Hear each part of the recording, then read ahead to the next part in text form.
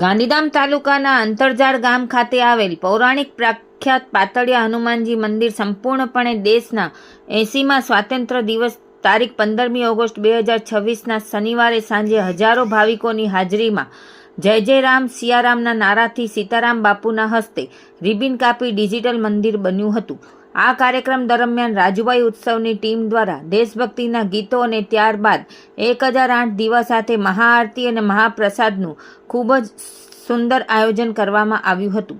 આ કાર્યક્રમને સફળ બનાવવા રઘુભાઈ આહિર, શંભુભાઈ, રાજેન્દ્રસિંહ જાડેજા, મુકેશભાઈ સેવક, રાજબા ગઢવી, કેતનભાઈ જોશી, હિતેશભાઈ જોશી, ભરતભાઈ ઠક્કર સાથે મોમાયાભા તથા પાતળિયા હનુમાન મંદિરના સેવકગણે ભારે જહેમત ઉઠાવી હતી। જય સિયારામ। હું રઘુભાઈ આહિર તથા શંભુભાઈ આહિર શ્રી પાતળિયા હનુમાનજી સેવા ટ્રસ્ટના સેવકો અમને બહુ ખુશી થાય છે આજ કે જે દિવસ જે પલની રાહ જોઈને બેઠા હતા એ દિવસ આજ સંપૂર્ણ થયો છે।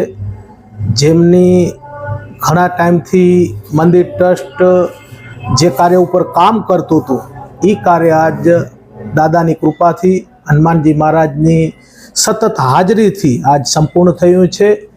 આજે પાતળિયા હનુમાનજી મહારાજ મંદિરે પોતાની ખુદની એપ્લિકેશન તથા વેબસાઇટ લોન્ચ કરી દીધી છે। આજે એવા પ્રોગ્રામો કરેલા છે મંદિરે લોન્ચિંગ 1008 દીવાઓની આરતી, ભવ્ય આરતી જેને નિહાળીને આપ સૌ ખુશ થયા છો તથા દેશભક્તિના કાર્યક્રમોનો થી આખો માહોલ એવો દેશભક્તિમય બનેલો હતો કે ખૂબ જ ખુશી થઈ।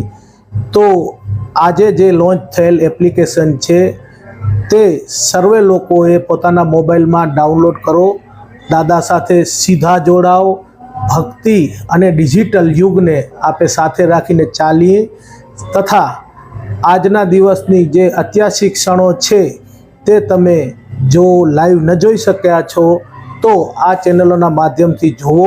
જય સિયારામ, જય સિયારામ।